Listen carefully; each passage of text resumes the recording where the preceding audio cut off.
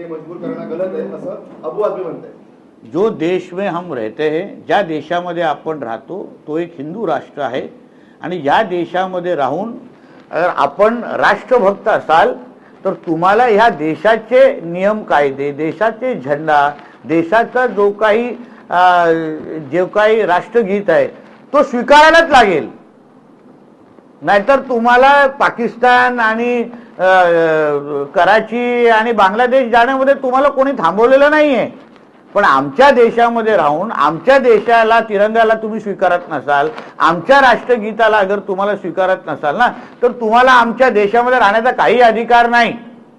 मी नेहमी सांगितलेलं आहे की आम्हाला राष्ट्रभक्त मुसलमानांची काही त्यांच्यामध्ये आम्हाला तक्रार नाही, पण असे हे जे काही हिरवे कार्टे आहेत जे आमच्या देशामध्ये राहूनच आमच्या राष्ट्रगीताला स्वीकारत नाही, आमच्या तिरंग्याला स्वीकारत नाही, त्यांनी पाकिस्तानमध्ये जाऊन सांगावं ना की आम्ही हिरव्या झेंड्याला सलाम ठोकणार नाही, जिवंत तरी राहतील का?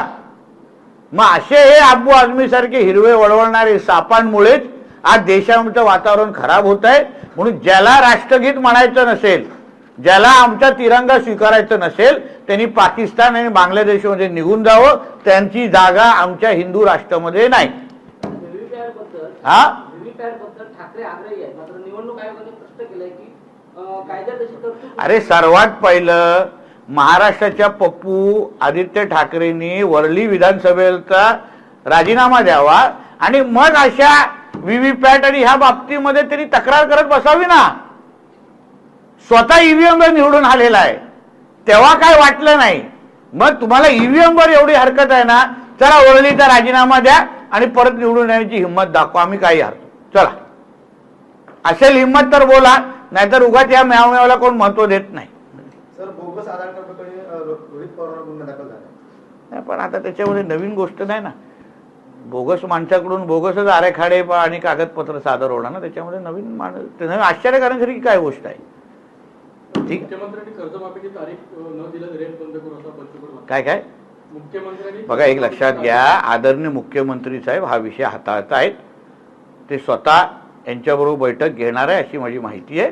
म्हणून आदरणीय मुख्यमंत्रीच्या बैठकीसाठी आपण सगळ्यांनी थोडा संयम ठेवला पाहिजे।